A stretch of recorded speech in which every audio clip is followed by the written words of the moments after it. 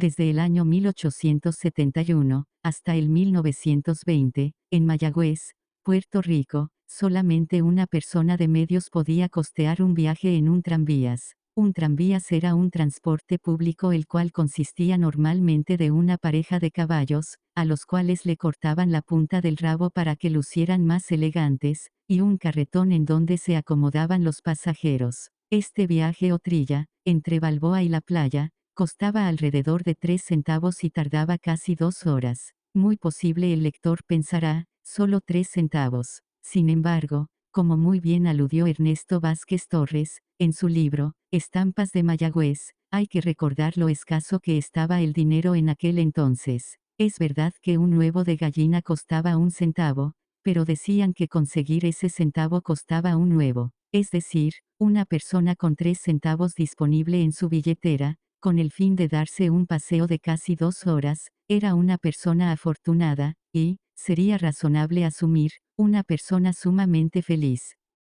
Hoy en el siglo XXI, podemos aludir, que la mayoría cuenta con la facilidad de transporte personal, y con la disponibilidad de viajar a cualquier parte de su pueblo sin ningún problema.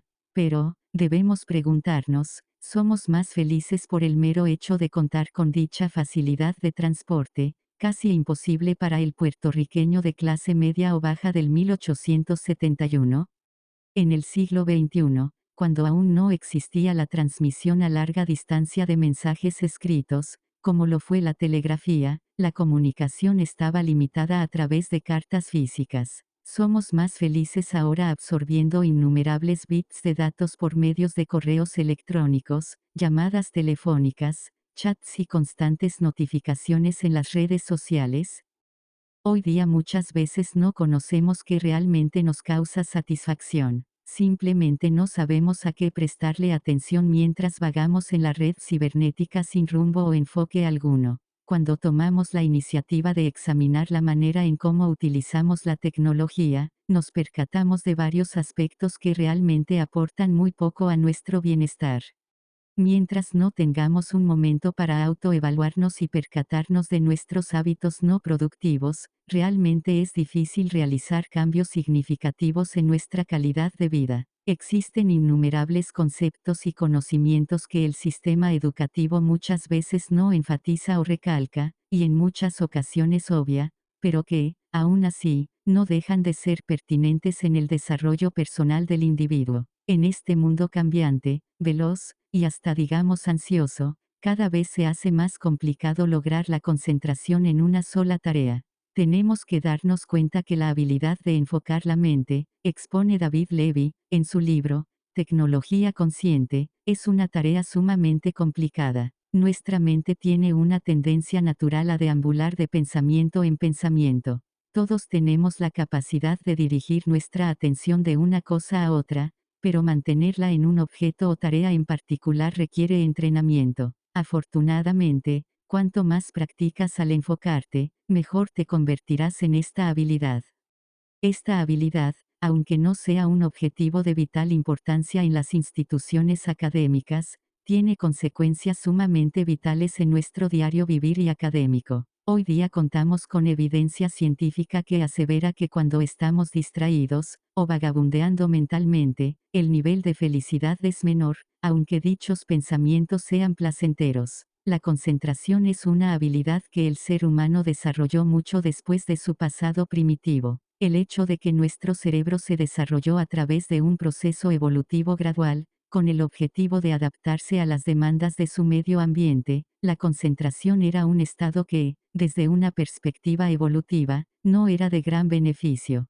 Por ejemplo, si un Homo sapiens, hace 100.000 años, reposaba tranquilamente en su cueva, en el gran valle del Rift, África, y de repente escuchaba un sutil sonido, que gradualmente se acercaba. Era de gran beneficio distraerse de su siesta e indagar la causa del estruendo. De no ser así, tendría la probabilidad de convertirse en la cena de otro depredador. La distracción era un beneficio del hombre, incluso, si el sonido fuese un simple zumbido por el viento, era provechoso y útil, asumir que era una amenaza eminente. El costo de ignorar una posible amenaza era catastrófico para nuestra especie, y por esta y otras variables, aún cargamos con estos genes. En la psicología esto se conoce como el sesgo negativo. Ya no vivimos en cuevas, y mucho menos contamos con la probabilidad de ser devorados por un león, pero todos los días somos víctimas de este sesgo mental. Se nos hace mucho más sencillo nombrar una serie de eventos negativos, que sucesos positivos ante la misma situación. Por ejemplo, en las relaciones matrimoniales, se necesitan al menos 5 acciones buenas o constructivas para compensar el daño causado por un acto crítico. En el campo económico también sufrimos estas consecuencias mentales. En una situación financiera, el placer de ganar una cierta cantidad de dinero es menor que el dolor de perder la misma cantidad. Los psicólogos aseveran que la mente reacciona con más rapidez a situaciones negativas que a sucesos positivos equivalentes. Por el mero hecho de que nuestro cerebro se desarrolló para reaccionar a las amenazas que afrontaba el ser humano hace miles de años. En la actualidad la sociedad se ha beneficiado de este comportamiento. Como expone Steven Pinker, las noticias que vemos a diario en la televisión se enfocan en cosas que pasan, y no en sucesos que aún no han ocurrido o que podrían suceder en un futuro. Realmente no es interesante para nuestra intuición ser espectadores de guerras que aún no se han manifestado, o de la cantidad de personas que diariamente ganan la batalla contra el cáncer, aunque estos eventos sean de mayor beneficio para nuestro bienestar. Además, es sumamente factible que sucesos malos sucedan con más frecuencia que acontecimientos buenos o positivos que tardaron décadas en finalmente convertirse en una realidad. Según Pinker, es probable que la naturaleza de las noticias distorsione el punto de vista de las personas sobre cómo visualizar el mundo, debido a un fenómeno psicológico, que los psicólogos nombraron como la disponibilidad heurística. La disponibilidad heurística es el esquema mental cuando estimamos que un suceso puede o debería ocurrir, solo porque dicho pensamiento aparece en nuestra conciencia. Es decir, una persona que aborda un avión por primera vez, es probable que sienta temor, ya que todos hemos sido aterrorizados a que éste podría derrumbarse. Sin embargo, la probabilidad de morir en un automóvil, el cual utilizamos a diario, es significativamente mayor. Regresando al objetivo principal, por medio de estas investigaciones podemos percatarnos que dependiendo la manera en cómo utilicemos la concentración, esta influirá en las emociones y cogniciones. Solemos considerar que una vida llena de distracciones, gratificaciones instantáneas, conllevaría una vida llena de satisfacción y felicidad. En el libro, Trabajo enfocado, de Cal Newport, afirma que cuando la mente está vagando y fuera de enfoque, ésta tiende a dirigirse en todo lo que podría pasar mal en la vida, en lugar de lo que es correcto efectuar. Los mejores momentos ocurren usualmente cuando el enfoque y la concentración de una persona está dirigida a una sola tarea que desea completar.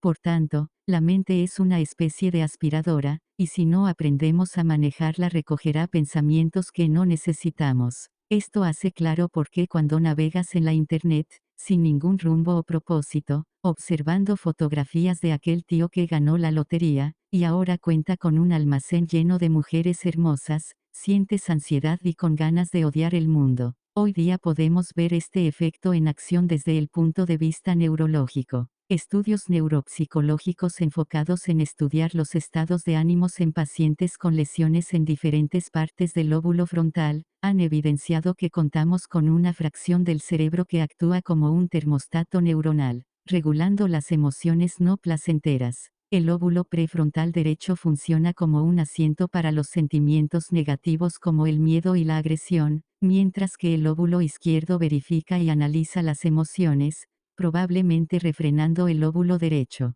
Cuando estos pacientes fueron sometidos a los estudios de imagen por resonancia magnética funcional, aquellos con fracturas en el lóbulo prefrontal izquierdo estaban propensos a preocupaciones catastróficas y miedos, mientras que aquellos con lesiones en el derecho estaban indebidamente alegres. Aunque el estudio se realizó con personas con lesiones cerebrales, aún así, según estudios realizados por la psicóloga Laura Carstensen, utilizando imagen por resonancia magnética funcional, podemos impedir a la amígdala, la cual es especialista en asuntos emocionales, a que dispare emociones negativas ante situaciones nocivas. Un problema que frecuentamos repetir una y otra vez es, que pensamos que todo lo que sucede, o no sucede, debe determinar cómo me debo sentir. Nuestro cerebro construye nuestro mundo basado en lo que decides prestarle atención. Y aunque esto, muy probable, nunca lo escuchaste en la escuela,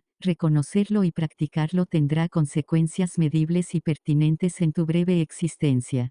Podemos culminar esta sección preguntándonos, ¿realmente queremos dedicar una vida con una mente vagabunda y sumergida al constante flujo de información?